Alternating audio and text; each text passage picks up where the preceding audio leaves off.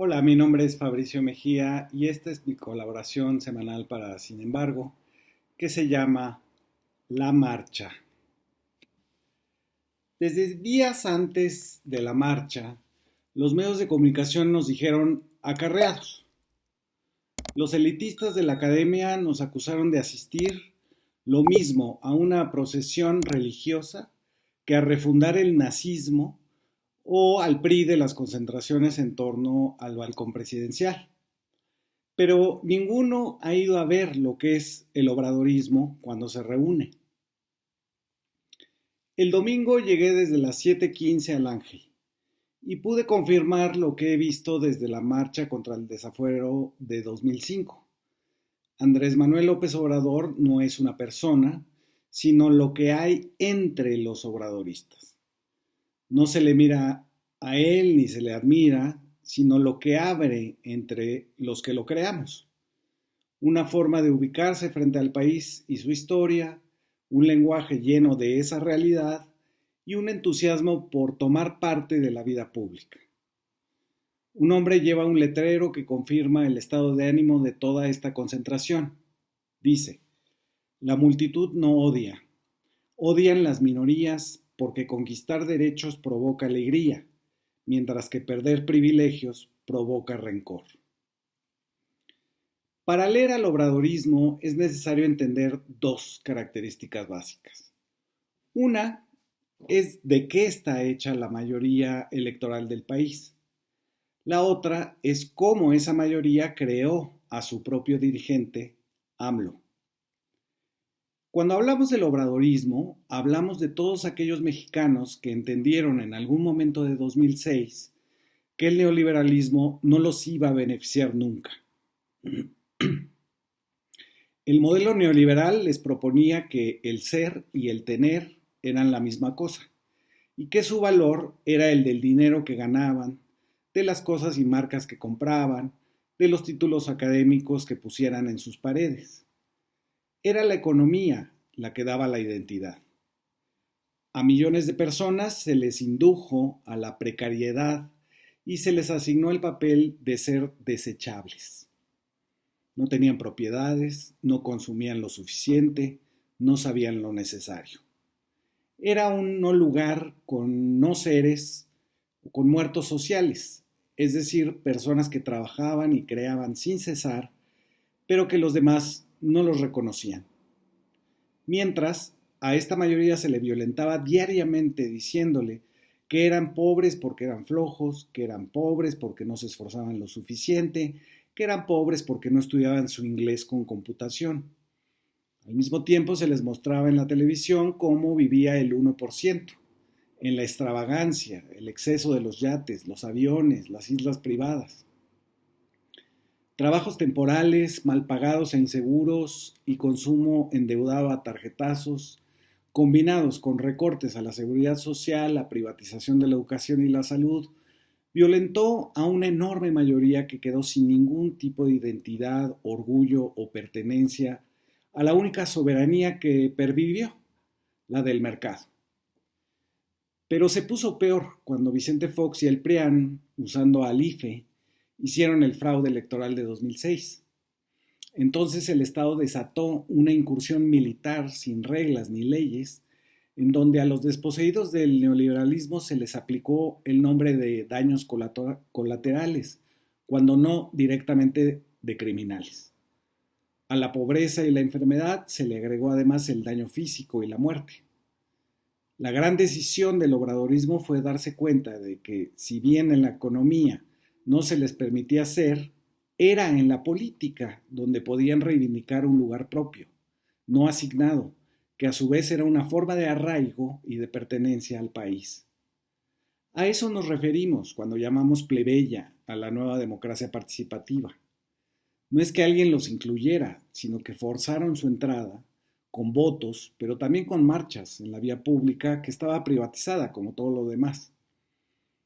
Esta transgresión para entrar al lugar a donde no los dejaban pasar fue hacia un territorio que la élite no conocía, la política, poner en la mesa los conflictos que vivimos como sociedad. Esos millones de desechables, hoy politizados, son el obradorismo. El otro punto es cómo creamos a ese dirigente llamado AMLO. Los opositores le llaman López porque creen que el apellido tan común lo denosta. En realidad lo engrandece porque justo es lo común lo que pone en juego. Sus creadores le llaman Obrador, el que hace cosas, el que actúa. Pero en la presidencia ha sido más bien el cabecita, por su astucia y su cabello blanco. Es un nombre amoroso. Lo que hizo el dirigente fue recorrer todos los municipios del país hasta 3 veces y articular todas las demandas a un tronco común, el de la lucha contra la corrupción. Así, el obradorismo está engranado, no en torno a un líder carismático, sino a una demanda que politiza la ética.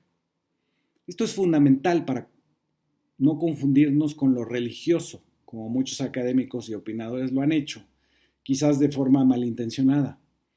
La politización de la ética significa sacar al juicio entre hacer el bien o hacer el mal de la esfera puramente privada y personal y hacerlo un asunto público. Purificar la vida pública ha sido un lema obradorista, pero va más allá de que no haya corrupción entre políticos, empresarios y medios de comunicación. Es la idea de construir un régimen que tenga legitimidad democrática y también legitimidad moral. Eso es López Obrador como dirigente creado por los millones de desechables. Apuntados estos dos rasgos básicos del obradorismo, volvamos a la marcha. Lo que tenemos es la concentración convencida de 1.200.000 personas en la capital. En su gran mayoría no son contingentes organizados bajo siglas, uniformes o banderas. No es el partido del presidente, Morena, el que marcha.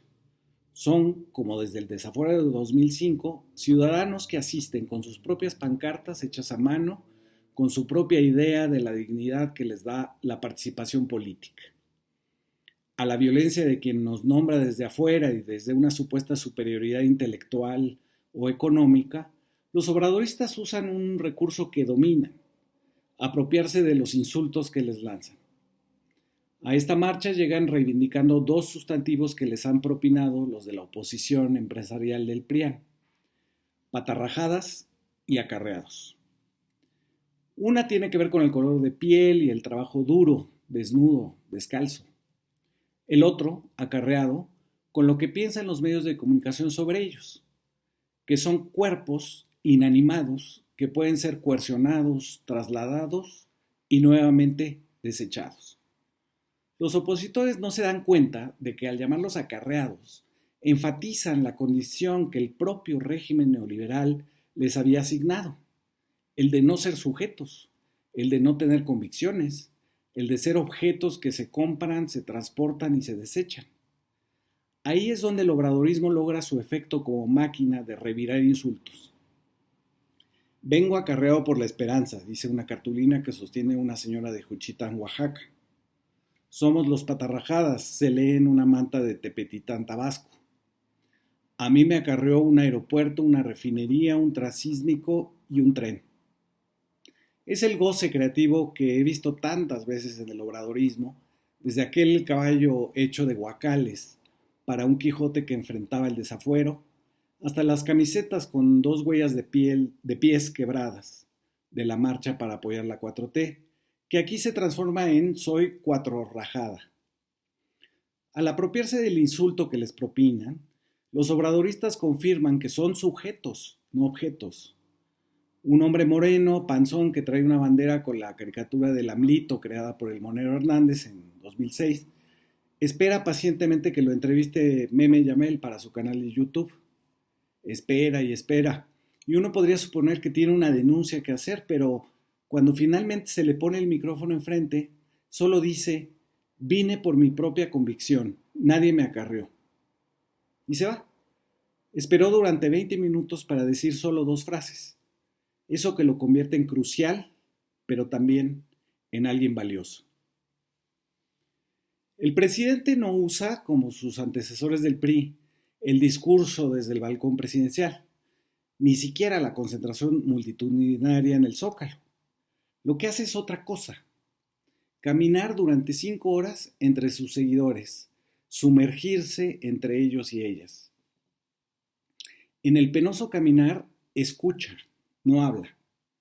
Es la diferencia radical que no alcanzan a comprender y asimilar los que dicen que es una manifestación para su ego, de su narcisismo, o de que es igual a las concentraciones, por ejemplo, de Cárdenas por la nacionalización del petróleo, o, por ejemplo, la de López Portillo por la de la banca. No está subido en el balcón presidencial de Palacio Nacional dirigiendo un gran discurso, sino entregado a la escucha de quienes lo crearon como dirigente. A la economía del abandono del neoliberalismo, el obradorismo responde con la política de prestar atención, de oír, con diligencia y amparo. No de otra forma puede ser entendida la idea de acatar, de mandar obedeciendo del obradorismo. Escuchar es darle valor a las palabras y significados de ese otro que es el pueblo, de ese otro que excede cualquier necesidad, cualquier táctica política y cualquier plan de gobierno. Es el otro el que debe ser escuchado, después de ser excluido, borrado, desposeído, saqueado, insultado y violentado. La foto emblemática de esta marcha es esa tomada por Luis Antonio Rojas, un periodista freelance. Andrés Manuel rodeado por la gente, en medio de un remolino humano, mirando hacia arriba. Para mí la experiencia emblemática de la marcha fue estar rodeado de gente que venía de Jalisco y Sinaloa. Lo que hay entre nosotros es un arraigo republicano, es decir, compartimos la transformación, el entusiasmo por ella, la certidumbre de una esperanza trágica. En efecto, como lo platiqué con ellos en las horas en que estuvimos parados en medio metro de la escalinata de la Columna de la Independencia, López Obrador llegó después de una guerra interior encabezada por un cártel en el gobierno de Felipe Calderón. El fraude de 2006 nos sumergió en la ruptura de un país ya roto por el neoliberalismo, que es un régimen basado en la precariedad y en la muerte. Pero fue nuestro presidente en la pandemia y ahora en los resultados de la guerra en Ucrania. Nos tocó cuando más falta nos hacía, dice mi interlocutor, un profesor de Guadalajara. Cuando se construye lo real es cuando sabemos que siempre fue posible. Por eso podemos nombrar a esta como la cuarta transformación, desde el presente. Se despiden, la gente empieza a avanzar hacia el Zócalo. Son apenas las 9:35 de la mañana y el sol ya pega. El presidente López Obrador ha comenzado su labor de inmersión en la multitud. No dará el discurso hasta 5 horas después. Avanzo entre la multitud que colman las laterales de Paseo de la Reforma. Me meto en alguna de las calles de la Colonia Juárez. Ahí un matrimonio de la tercera edad desayuna en un restaurante. Son los únicos comensales. El resto somos peatones. Al ver a unos indígenas Huajaritari, vestidos con sus diseños alucinados, la señora del matrimonio blanco y privilegiado les pide sacarse una foto con ellos. Los indígenas se niegan. Se voltean y alcanzo a escuchar. Han de creer que somos artesanías, dice uno. Los demás se ríen. El discurso de Andrés Manuel frente a su público contiene una clave que hace inteligible al movimiento. Utiliza el término humanismo mexicano para describir el legado de su forma de gobernar. Resuena con los resortes del obradorismo, no solo porque volvió a ser sujetos de los desechables, sino porque también impugna la supuesta felicidad del neoliberalismo. Si lo vemos desde abajo, el neoliberalismo, además de una apropiación por despojo, también obligó a los de arriba a cumplir con las expectativas del exceso en el consumo. Hay una doble pérdida en esta economía de la privación, la de los pobres, despojados y saqueados, pero también la de los ricos, que deben tratar de llenar sus pérdidas emocionales, sus vulnerabilidades existenciales, con objetos y marcas. El humanismo le regresa a la política sus antiguas labores. La democracia regresa a ser también económica y moral, no solo de reglas del juego por el poder. La economía no está separada de las otras actividades que afectan a miles. Existe la política todavía, cuando quisieron decirnos, convencernos, que era secundaria frente a la economía, que era pura tecnocracia, la llamada gobernanza, es decir, una técnica y no un compromiso moral con la felicidad de los más. El poder mismo solo sería consecuencia de lo que los hombres del Renacimiento llamaron virtudes públicas, es decir, el ideal de que la política y los políticos sean buenos y hagan justicia. Un humanismo donde todos somos sujetos, no instrumentos. Nunca más un país de acarreados. Muchas gracias por escuchar.